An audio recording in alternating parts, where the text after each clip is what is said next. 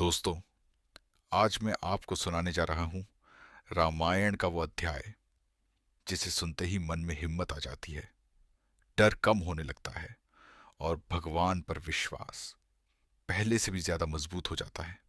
ये सिर्फ एक कहानी नहीं है, ये भक्ति की शक्ति है, विश्वास की शक्ति है और उस भक्त की कहानी है जिसने अपने प्रभु के लिए पूरा समुद्र पार कर लिया।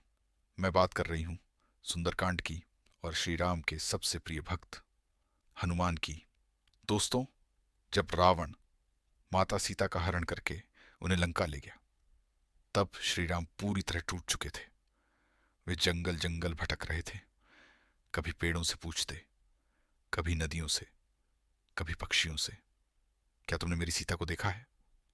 सोचिए, जो स्वयं भगवान है, वे अपनी पत्नी के वियोग में कितने दुखी थे। लक्ष्मण भी बहुत परेशान थे और तभी उनकी मुलाकात हुई सुग्रीव और हनुमान जी से। पहली बार जब हनुमान जी ने श्री राम को देखा तो वे समझ गए कि ये कोई साधारण मनुष्य नहीं है। हनुमान जी ने साधु का रूप धारण किया और बहुत विनम्रता से श्री राम के पास पहुंचे। उनकी बातें सुनकर श्री राम मुस्कुराए और उसी क्षण एक ऐसा रिश्ता बना जो दुनिया में भक्ति का सबसे बड़ा उदाहरण बन गया।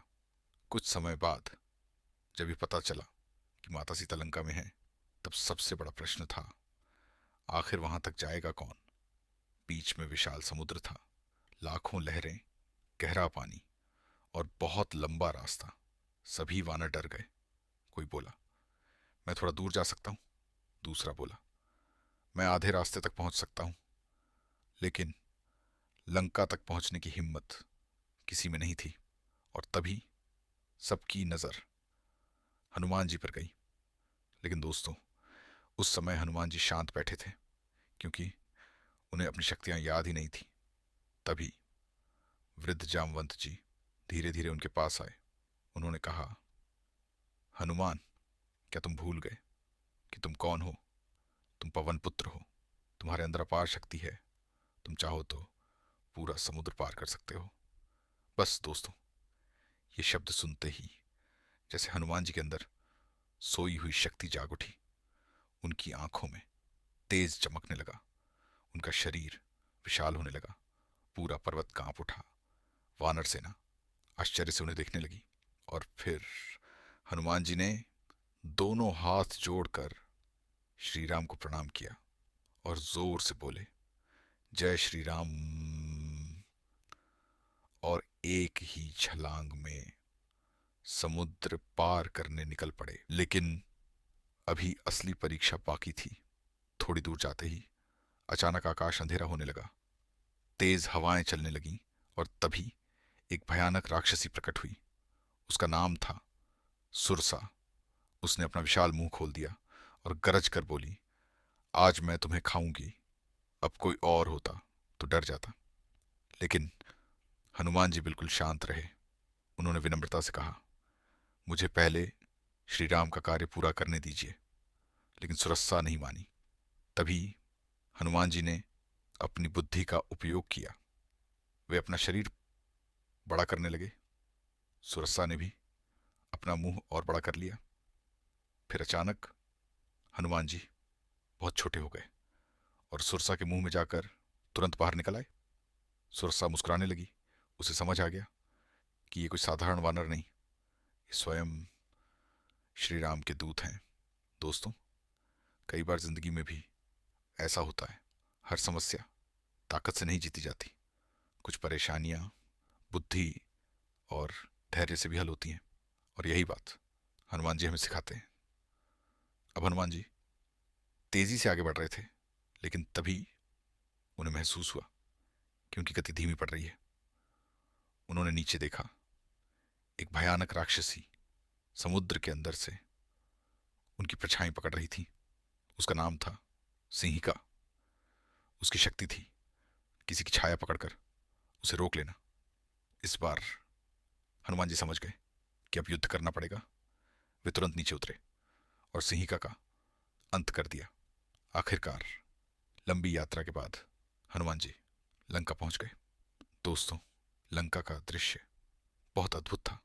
चारों तरफ सोने के महल, चमकती हुई दीवारें, विशाल द्वार, पूरा नगर सोने की तरह चमक रहा था। लेकिन हनुमान जी का ध्यान इन सब चीजों में नहीं था। उनका लक्ष्य सिर्फ माता सीता थी। उन्होंने बहुत छोटा रूप धारण किया ताकि कोई उन्हें पहचान न सके। लंका के द्वार पर लंकिनी नाम की राक्षसी पहरा दे रही थी। उसने हनुमान जी को रोक लिया, लेकिन हनुमान जी ने हल्का सा प्रहार किया और वह नीचे गिर पड़ी। तभी लंकिनी बोली, आज से रावण का अंत शुरू हो चुका है। अब हनुमान जी पूरी लंका में माता सीता को खोजने लगे। वे महलों में गए, बागों में गए, हर जगह खोजा, लेकिन माता सीता कहीं दिखाई नहीं दी। और तभी उन्हें एक सुंदर बगीचा दिखाई दिया, अशोक वाटिका। वहां एक वृक्ष के नीचे एक स्त्री बैठी थी, चेहरा उदास, आंखों में आंसू, लेकिन मन में अटूट विश्वास। वो माता सीता थी। उसी समय रावण वहां आया। उसने माता सीता को डराने की कोशिश की, सोने के महलों का लालच दिया, लेकिन माता सीता ने उसकी तरफ देखा तक नहीं। उन्होंने कहा, मैं केवल श्री राम की हूं। रावण क्रोधित होकर चला गया। अब हनुमान जी सोचने लगे, मैं माता सीता को कैसे विश्वास दिलाऊं कि मैं श्री राम का दूत हूं। तभी उन्होंने वृक्ष पर बैठकर धीरे धीरे श्री राम की कथा सुनानी शुरू की। माता सीता चौंक गईं। उन्होंने ऊपर देखा और तभी हनुमान जी नीचे आए और श्री राम की अंगूठी माता सीता को दी। दोस्तों, वो पल बहुत भावुक था। अंगूठी देखते ही माता सीता की आंखों से आंसू बहने लगे।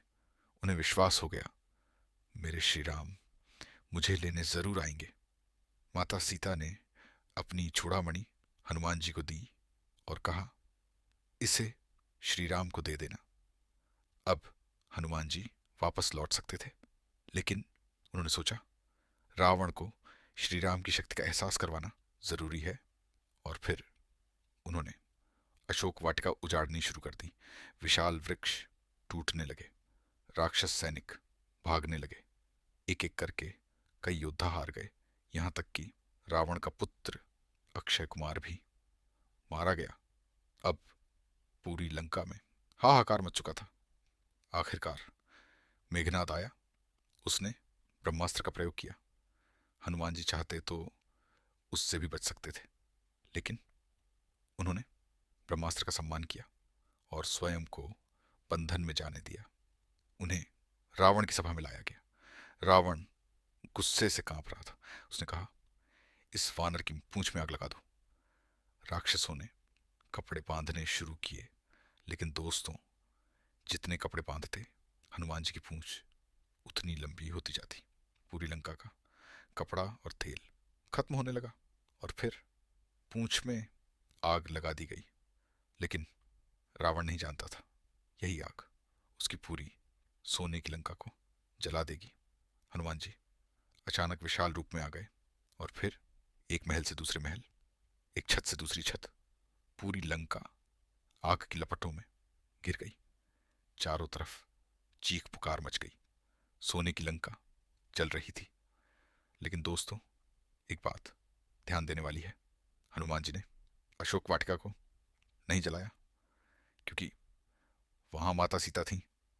यही उनकी बुद्धि और मर्यादा थी। लंका जलाने के बाद हनुमान जी तुरंत समुद्र किनारे पहुंचे। उन्होंने आग बुझाई और श्री राम का नाम लेकर वापस लौट पड़े। जब वे वापस पहुंचे, पूरी वानर सेना खुशी से झूम उठी। सब जानना चाहते थे, क्या माता सीता मिल गई? हनुमान जी सीधे श्री राम के पास गए। उन्होंने सिर झुकाकर माता सीता का संदेश सुनाया और चूड़ामणि श्री राम को दे दी। दोस्तों, वो पल बहुत भावुक था। श्री राम की आंखों में आंसू आ गए। उन्होंने हनुमान जी को गले लगा लिया और बोले, हनुमान, मैं तुम्हारा ये उपकार कभी नहीं चुका सकता। लेकिन हनुमान जी ने क्या कहा? उन्होंने कहा, प्रभु, मैं तो सिर्फ आपका दास हूं। दोस्तों, यही कारण है कि हनुमान जी को सबसे महान भक्त माना जाता है। इतनी शक्ति होने के बाद भी उनके मन में अहंकार नहीं था, और शायद यही सुंदरकांड की सबसे बड़ी सीख है। अगर जीवन में विश्वास हो तो समुद्र जैसी मुश्किलें भी पार हो जाती हैं।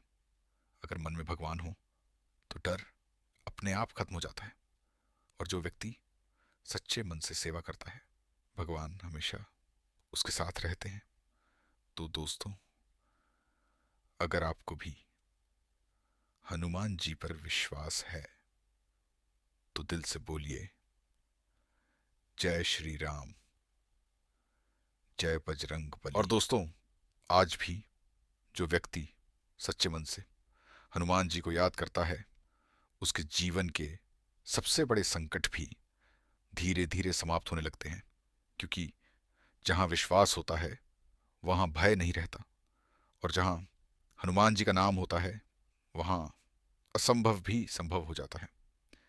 तो दोस्तों, अगर आपके मन में भी श्री राम और हनुमान जी के लिए सच्ची श्रद्धा है तो दिल से बोलिए, जय श्री राम, जय बजरंग बली। और दोस्तों, अगर आपको यह सुंदरकांड पे कथा अच्छी लगी हो तो हमारे चैनल को सब्सक्राइब ज़रूर करें, वीडियो को लाइक करें, और इस सुंदर भक्ति संदेश को ज़्यादा से ज़्यादा लोगों तक पहुंचाएं। कमेंट में ज़रूर लिखें, जय श्री राम, ताकि आपकी श्रद्धा और भी मजबूत हो सके और हम आपके लिए ऐसे ही और भक्ति भरे वीडियो लाते रहें।